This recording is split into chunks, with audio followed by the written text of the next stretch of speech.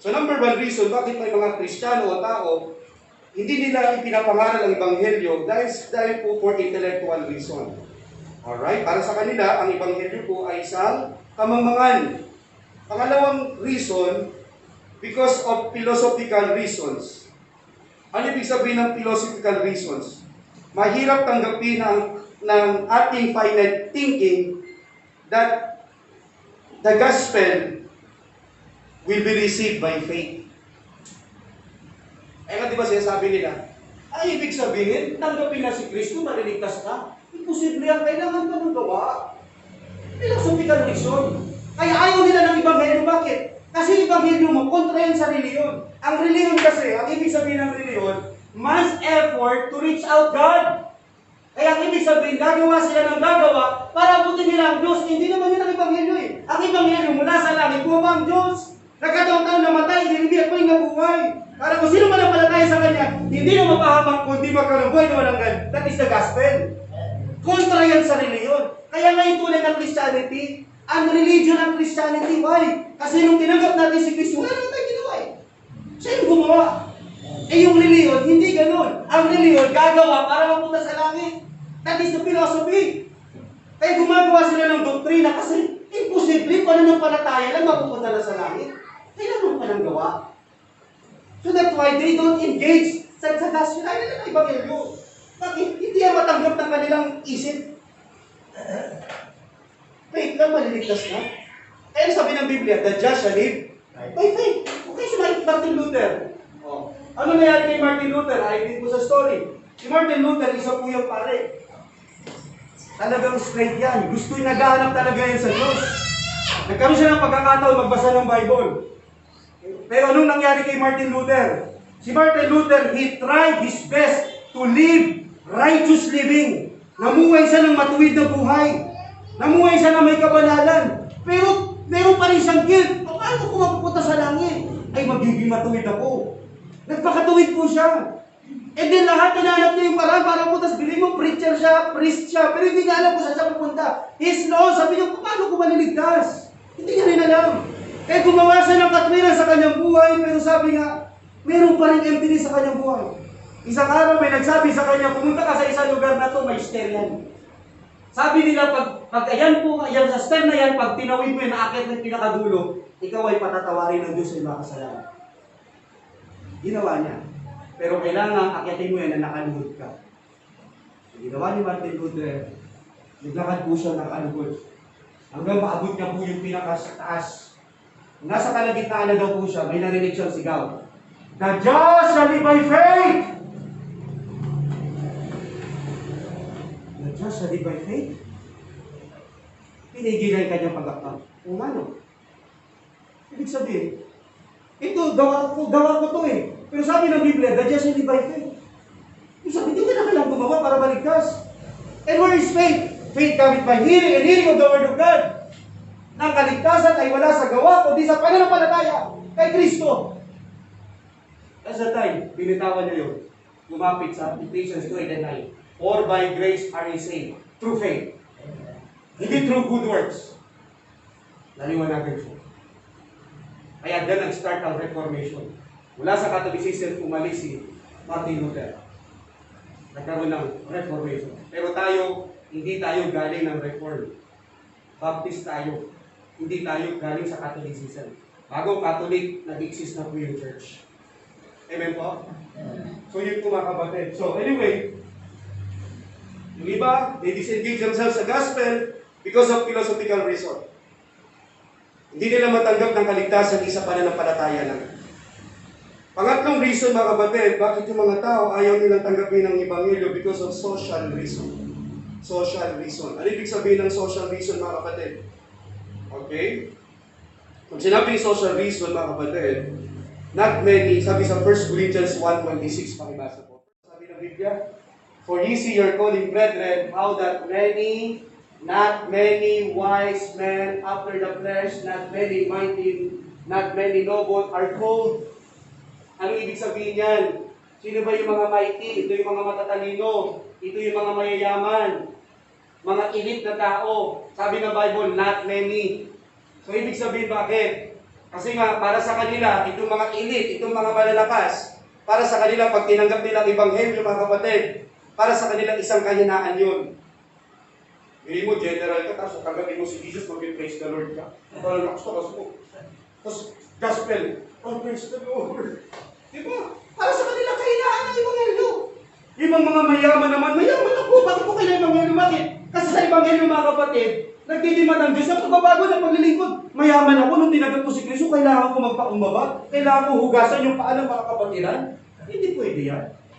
Para sa kanila, ang Ebanghelyo, pinababa sila, hindi pwede. Ang taas-taas ko na eh. Manager ako eh. Presidente ako, tapos magpapakumbaba ako, hindi pwede. Tapos we didn't disengage. Kaya pala Ebanghelyo. We disengage ourselves sa gospel. For intellectual reason. For philosophical reason. For social reason. And finally, mga kapatid, ito po yung pinakamatinding dahilan. For moral reason. May mga tao, ayaw nila tanggapin ang Ebanghelyo. Bakit? Kasi namumuhay sila sa kasalanan. Ayaw ko muna tanggapin si Kristo. Pag tinanggap ko si Kristo, naku po, maiwan ko na itong girlfriend ko na to. Maiwan ko na itong boyfriend na to, hindi na kami pwede magsama. Kaya ayaw nila tanggapin ang gospel. Hello, amen? Kaya huwag na tayo magtaka. Bakit gano'n? Ayoko mag-share. Bakit lagi nilang nire-reject ang gospel? Number one, because of intellectual reason. Para sa kanilang foolishness yan. Kaya nga, di ba, kahit sa COVID-19, parang wala yung church eh. Wala vaccine tayo, science tayo, mathematics tayo, spiritual, saka na yan. Foolishness daw. Kaya wala, hirap-hirap tayo eh. May nag-reason ba, sinimulan natin yung 2 Chronicles 7:14. If my people which are called by my name shall humble themselves and pray and seek my face and turn from the wicked ways, then will I hear from heaven and will forgive their sins and will heal their land. At ano, may sakit ba yung bansa natin? May sakit, COVID-19. Ito na yung sikreto. Pero sa kanila, foolishness yan. Wala, tindaw, bagsak, economy. Ayan, simple-simple. Ayan na yung talata sa Biblia. Ibig sabihin may gamot na. Amen? Una, gamot Diyos. Kahit anong vaccine pa yan, kung wala ang Diyos, kung walang maninindigan para sa Panginoon, bagsak tayo. Ano yung mga liwanag na ng Bible? 2 Corinthians 7:14, pero para sa kanila, foolishness yan. Doon tayo sa siyensya. Wala rin, bagsak rin. Ngayon, sabi ng Panginoon sa akin, anak, manindigan ka na, tumayo ka na. Ibinigay mo na lahat sarili mo sa tao, pero ganoon pa rin. Pabagsak tayo. Kaya nagsisinimulan na ipag-pray ang ating Pangulo, pinag-pray ang ating bansa, unti-unti. Umaangat. Why? Because of the gospel of Jesus. But may mga tao, for moral reasons, they don't want the gospel. Ayun, pastor yung mga kapatid, ang pangangaral, hindi ko pasikatan. Mangaral ka dyan, may mga bakla, tomboy, hindi ko pakikinggan. Why? Ayaw nila ng gas, bakit? Nag-enjoy sila sa kasalanan eh. Kaya pinsan, yung mga mangaral, maraming kaaway. Bakit? Kasi mga tao na yan, ang pinapangaral natin, Ebanghelyo, mabuting balita. Ayaw nila yun. Because of moral reason. Kahit sa pastor, maraming nagagalit sa pastor. Why? Kasi nga binabanatan yung kasalanan. Ayaw ng tao na mabalatan yung kanilang kasalanan. Ma-review. So yun po yung mga dahilan, mga kapatid, kung bakit maraming mga tao, they engage themselves sa gospel, they disagree the gospel, they deny the gospel of Christ for these reasons. Ngayon tayo mga Kristiyano, mga kapatid, we believe, bilang mga Kristiyano, at sabi pa dito mga kapatid, no, doon sa moral reasons, because the gospel demands a change of life. Pag tinanggap mo si Kristo, that's the time ang Diyos magdi-demand ng bagong buhay. Amen? Kaya kung ikaw, o kung tayo, kung yung tao na mumuhay sa kasalanan, ayaw niya tanggapin si Kristo kasi alam niya, pagka tinanggap niya si Kristo, kung may bisyo siya, isusuko niya yung bisyo niya sa Diyos. Dinidemand kasi ng Diyos after mo maligtas, pinatawag ka ng Diyos, huwag ka na magkasala. Humayo ka na, mamuhay ka na sa kabanalan. Ayun ang dinidemand. Ano sabi ng 2 Corinthians 5:17? Therefore, if any man be in Christ, he is a new creature. All things are passed away. Behold, all things are become new. Dinidemand ng Diyos ang pagbabago sa tao. Ngayon, nakakalungkot. Ang Ebanghelyo, napakaganda. Huwag nating dagdagan ang Ebanghelyo. Yung iba, philosophical reason, dinadagdagan nilang Ebanghelyo. Ano? Una, panahon ng apostol. Ano po yung unang dinagdag nila sa Ebanghelyo? Galatians chapter 1, verse number 6 to 8. Ready, read.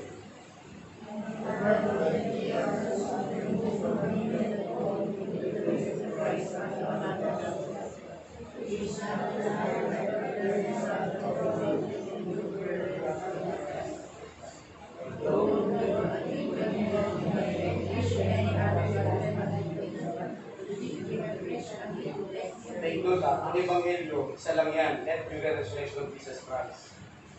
Huwag mong i-pervert. Marami mga Kristiyano ngayon pinipervert nila yung gospel. That's why may tinatawag na social gospel. Prosperity gospel. Meron pa isa, lordship gospel. Okay, they belittle the gospel. Sabi naman ng Bible, the gospel of Christ is the power of God. At tiniliit mo. Ba't mo ba kailangan dagdagan ng Ebanghelyo? Ikapangyarihan ng Diyos sa mga nanampalataya eh. So ibig sabihin mga kapatid, walang changes yung tao kung hindi totoong nanampalataya. Kasi nga, may kapangyarihan ng Ebanghelyo na magbago. Ang araw, gano'ng kainit yan? Pwedeng masunog yung ating planeta.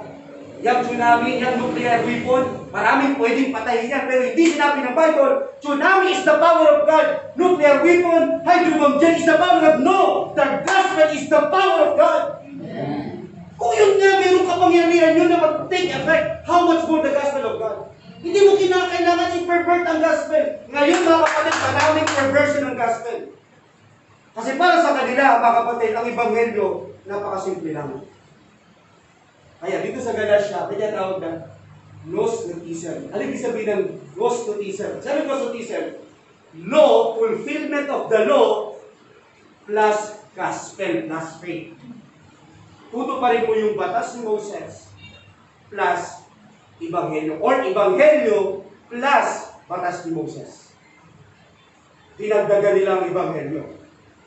Ngayon, pangalawa, yung religion. Bagamat maganda yung law, ang ganda ng law ni Moses. Tama ko ba? Maganda, walang problema sa law eh. Oh. Pero yung idagdag mo yung law sa gospel, ayan yung may problema. Kinounter ni Apostol Pablo. Kaya sabi ni Papa Pablo, kahit ako, though we, or an angel from heaven, preach any other gospel unto you that which we have preached unto you, let him be accursed. Karamihan mga kapatid ang perversion ng gospel. Ha? Ang ipinapangaral nila, tinuturuan nila, yung mga natuto na. Kagaya ito, may natanggap na silang Ebanghelyo. Pero may pumunta mga grupo, sabi nila, naku, hindi pa sapat yung, hey, kailangan pa rin natin gawin yung sinasabi ni Moses na batas. Pagkamat walang masama sa batas, ang ganda po ng batas. Pero kung ikukonekta mo yan sa gospel plus gospel, that is perversion of the gospel. Pangalawa, religion. Ang ganda-ganda ng religion. Anong sabi ng James chapter 1, verse 26 to 27? Basahin po natin anong sabi ng Biblia. Ready now, read.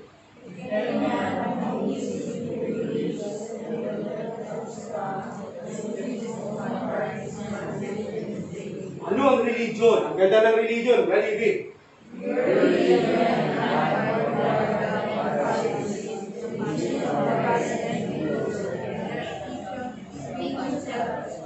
Ang ganda ng religion, tama? Anong tawag dyan? Hindi good works. Tama, mali? Good works yan, tama? Ibisitahin mo raw yung mga walang tama. That is religion. Kung titignan mo ang religion word, ang ganda-ganda. Pero bakit naging pangit ang religion? Kasi nga, idinikit ito saan? Sa gospel. Gumawa ka ng mabuti para maligtas ka. Ako'y mabatid? Kaya tayo, pag sinabing religion, extra agad sa atin. Bakit? Kasi na-pervert na eh. Pag sinabing Sabbath, pag sinabing Ten Commandments, fulfillment of the law, yung mga pagkain na kailangan palang extra agad sa atin yan. Pero ngayon, may latest ngayon na perversion of gospel. Ano yun? Repentance plus faith. Sinong gumagawa niyan? Yung mga Calvinist. Ang repentance, mga kapatid, maraming implication yan. Ang Diyos nag-repent. Genesis chapter 6. Basahin yung verse 6. Kung ang repentance, ididikit po yan sa kaligtasan. Ibig sabihin ng Diyos pala, kailangan niya maligtas. Si Judas nag-repent din, pero impyerno pa rin. Alam ibig sabihin ng repent? A change of mind. Tapos, magbabagong isip. Kagaya si Martin Luther, nagbago isip niya eh. Pero hindi pa rin ligtas. Sabi niya, mali itong pagsamba sa Diyos. Yung nakita ko sa Biblia, mali. Nirepent niya yun, pero hindi pa rin siya ligtas. Tama? Hindi pa rin siya ligtas eh. Kailangan niya ng faith. So yung iba, binibilitan nila yung faith, minamagnify nila yung repentance.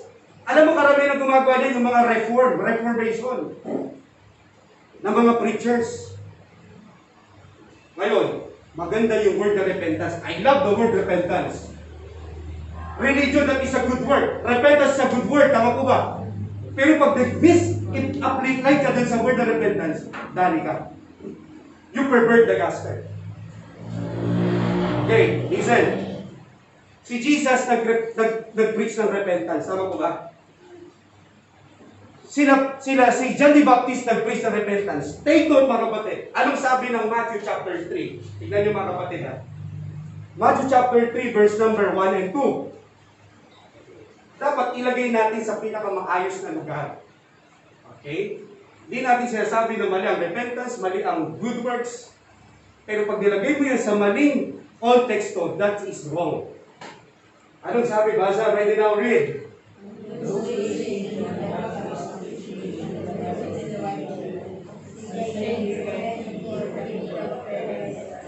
What is his preaching?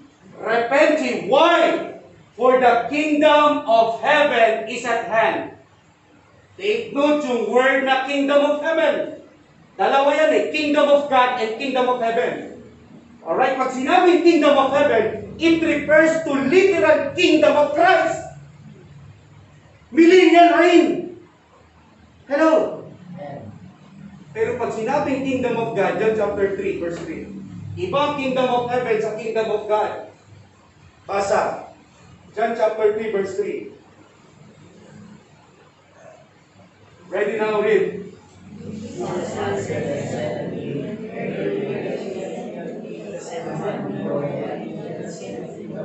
Ano tinutukoy dyan? Literal kingdom o langit?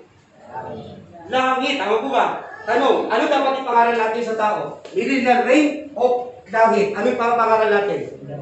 Kingdom of God. Tama mali po? Ang repentance, tama yan. Bakit? Kasi panahon ni Jesus. Nandun na si Jesus eh. Tama ba? So that's why we have to prepare. Repent. Alisin niyo mga kasalanan. Kasi mapag-inom niya, nandiyan na si Jesus Christ. Automatic yun. Pero tayo, kingdom of God, mga kapatid, doon tinanggap mo ba si Kristo, langit ka agad? Hindi. So, ibig sabihin, na tinatawag na process of sanctification. Progressive. Ngayon, nung naparito si Kristo, pwede na mag-take place ng kingdom si Christ during that time. Pero nung ginawa ng tao, Christ offered the kingdom, but they rejected the kingdom. So, ano dapat preachin natin ngayon? Let's preach the kingdom of God. Ni-reject na nga yung literal kingdom eh. Nakuha niyo kapatid? Hello, tama po ba? Ngayon, ayun ang mga preaching nila ngayon. Bakit? Galit kasi sila sa mga nagsosoul winning. Ano pa sabi? Yung sinner's prayer na yan, that will lead many people to hell.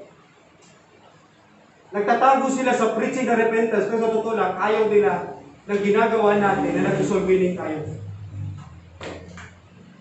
Alam niyo ang repentance sa salvation? Alam niyo kung ano? 2 Timothy chapter 2. Ito po yung repentance. Kasi yung repentance sa kingdom of heaven, that is works. Gagawin mo yun, isusuko mo lahat. Tama po ba? Which is napakagandang salita. Pero ano yung repentance? Ito tukoy sa salvation, connection to salvation. Mabasa po, 2 Timothy chapter 2, verse 24. Ano sabi ng Bible? And the servant of the Lord must not strive, but be gentle unto all men up to teach. Ayan nga yung mga nagpipris sa repentance, ang tatapang nila eh. Nakikipag-diskusyon na, nakikipag-debate pa sa mga tao. Oh. Ano sabi ng Biblia? Ready? In meekness, sabi ng Biblia, instructing those that oppose themselves, if God peradventure will give them, hindi mo pagtatrabuhan ng repentance, that is the gift of God. Ano po yung repentance? To the acknowledgement of the truth. Ayun lang, hindi pa rin magliligtas sa tao eh. Bakit? Binubuksan pa lang ng Diyos ang isip niya. Ayun ang repentance, sabi ng Biblia, pero hindi pa siya naliligtas doon. Ang magliligtas sa kanya, yung pananampalataya niya kay Kristo. Yung repentance kasi, kung anong ginawa mo para sa Diyos, that is not the gospel. The gospel is what God has done for us. Hindi kung anong ginawa mo. Ang repentance sa ating mga Kristiyano, after mong masave, maging Lord mo na ang Diyos. Isuko mo yung mga kasalanan mo sa Diyos. Pero yung pagsuko ng kasalanan, mga kapatid, dumarating yan pag ikaw ay naging Panginoon mo na si Kristo. Sa kanila, iba. Ang tawag sa kanila is Lordship Salvation. Bago mo, para maligtas ka, isuko mo lahat sa Diyos na kasalanan mo, maging Panginoon mo si Kristo, saka ka maliligtas. Sa atin, hindi. Tanggapin mo si Kristo, tayo makasalanan. You realize that you are a sinner? Yes, Pastor. You have to. Hingi ka ng tawad sa kasalanan. Yes, pag-isiyan mo yung kasalanan mo. Hindi lang ngayon. Right after mo maligtas, tinanggap mo na si Kristo, ngayon nagkakasala ka pa rin, tuloy-tuloy ang pagsisisi. Tama mali? Sa kanila ganito. Continuous. Changes, hanggang maging perfect ka. Doon mo pa naman sabi na ikaw totoong ligtas. Si David. Si David, mga kapatid, kailan siya ano na una kay David? Naligtas siya o nagkasala siya kay Bathsheba? Ano mas nauna po doon? Naligtas muna siya. So, ibig sabihin ng Christian like ni David, bagamat maganda yung pagganon, maganda yan eh. Pero sa kanila, doon mo palang malalaman na totoo kang ligtas. Pagganon. Pero sa atin, dito palang nalaman mo na naligtas ka. Tama ba rin? Si David, tinanggap niya ang Diyos. Nagkasala kay Bathsheba. Lumapit sa Diyos, nagkasala ulit. Ganon yung buhay ni David eh. Si Abraham ganon din. Ganon pala tayo sa Diyos, nagkasala si Abraham, nagsinungaling siya. Nakapatid niya raw si Sarah. Ganon din yung buhay nila, up and down. Si Peter, nagkasala rin sa Diyos, up and down din yung buhay nila. Pero itong mga doktrina ng Lord's Salvation, doon mo pala malalaman, ito paligtas, pag napatunayan mo na.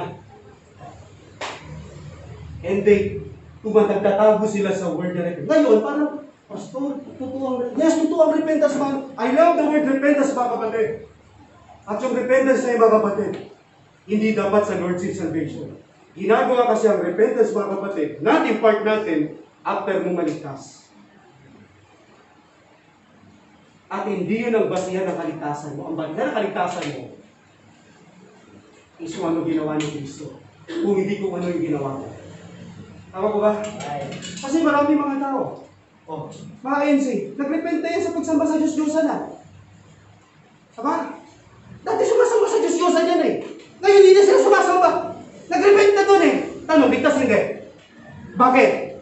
Mali kasi yung pananampalataya. So, ibig sabihin, hindi ka nagsamba sa Diyos at tinanggal mo ang bisyo mo, ligtas ka na.